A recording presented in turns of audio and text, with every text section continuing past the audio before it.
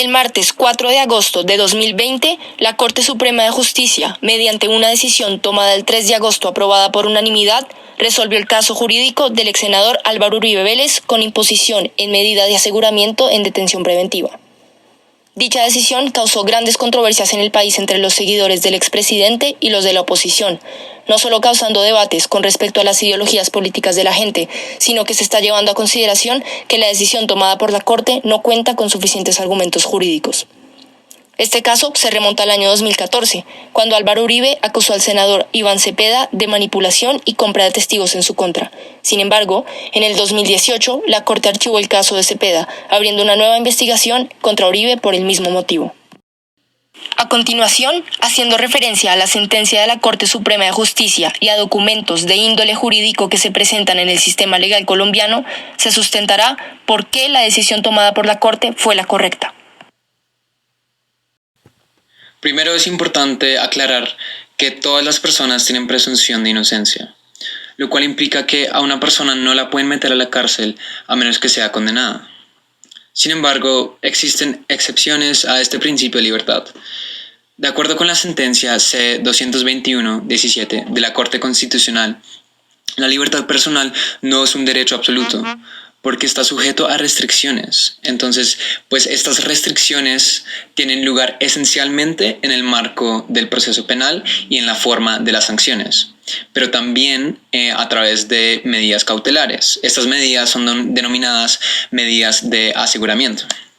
En general, estos son con propósitos preventativos, como garantizar la presencia del imputado, el cumplimiento de las decisiones y la protección de la comunidad y la víctima.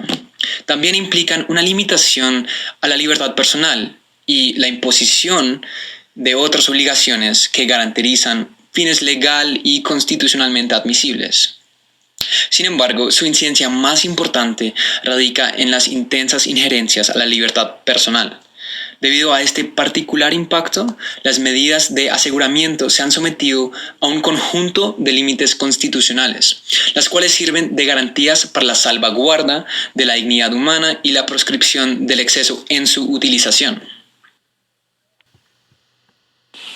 Ahora bien, la detención preventiva como única medida de aseguramiento prevista en la Ley 600 de 2000 tiene una finalidad procesal, preventiva, cautelar y tiende a asegurar el resultado exitoso del proceso penal.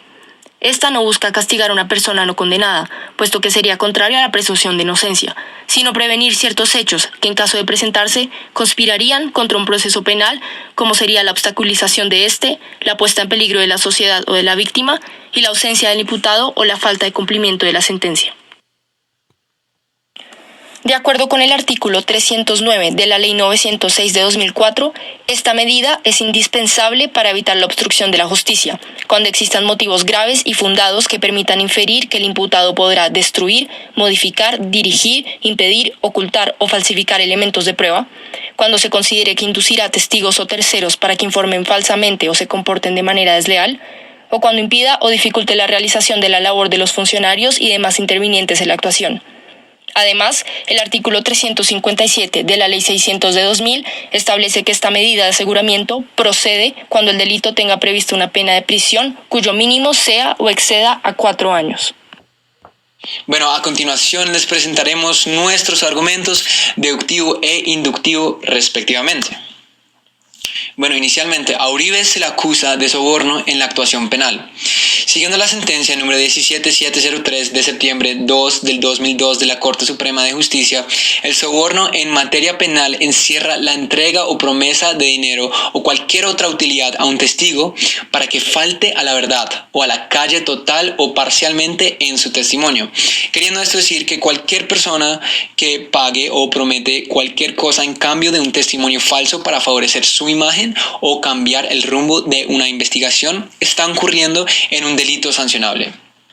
Del mismo modo, la sentencia AP 1642-2018 en número de erradicación 48328 del 25 de abril del 2018 expone que en el caso de que si por medio de la entrega o promesa de dinero u otra utilidad se consigue que el sobornado rinda testimonio alterando la verdad en razón de un acuerdo que ha existido con el sobornante, este último, el sobornante, concurre en la condición de determinador del delito falso testimonio y en la del autor del mismo. Es decir, el sobornante presenta en un concurso material de delitos del soborno en la actuación penal, tomando así la figura de autor y determinador de la conducta punible de falso testimonio. Bueno, el punto 2 es que a Uribe se le acusa de fraude procesal. Con respecto a esto, la sentencia número 17703 de septiembre 2 del 2002 de la Corte Suprema indica que el fraude procesal se concibe como una conducta que se concreta en la inducción en error del servidor público a través de medios fraudulentos idóneos, sin que para su perfeccionamiento se necesite que el funcionario haya sido engañado, sino que los mecanismos utilizados tengan la fuerza suficiente para ello. Es decir, el actuar fraudulento de un servidor público está dirigido a conseguir una decisión injusta a favor de sus intereses por medio de una sentencia, resolución o un acto administrativo, los cuales permanecerán de la manera en la que se encuentran hasta que se induzca al funcionario en error. Bueno, 2 puntos para tener en cuenta aquí es que la atención preventiva se aplica en casos donde el delito tenga una pena de prisión de mínimo 4 años. Y la otra es que todas las personas que tienen presunción de inocencia, sin embargo todas las personas tienen presunción de inocencia, pero sin embargo existen excepciones, como la medida de aseguramiento a ese principio de libertad. Y pues en conclusión, la medida de aseguramiento resulta idónea luego de que se define la situación jurídica de Álvaro Uribe por dar indicios de por lo menos 2 conductas punibles graves de responsabilidad con base en las pruebas legalmente producidas dentro del proceso. Tanto el delito de soborno en la actuación penal y el delito de fraude procesal que le son imputados al expresidente son cargos que atentan contra el bien jurídico e impartición de justicia, es decir, interfieren y la obstaculizan. De acuerdo con el artículo 309 de la Ley 906 de 2004, la medida de aseguramiento es indispensable para evitar la obstrucción de la justicia. La Corte Suprema definió que se derivan motivos graves y fundados que permiten inferir razonablemente que el senador Álvaro Uribe Vélez podría incurrir en conductas dirigidas a la obstrucción de la justicia. Por ende, se puede afirmar que fue correcta la decisión de la Corte Suprema de imponer una medida de aseguramiento a Álvaro Uribe, previniendo un posible riesgo para la investigación.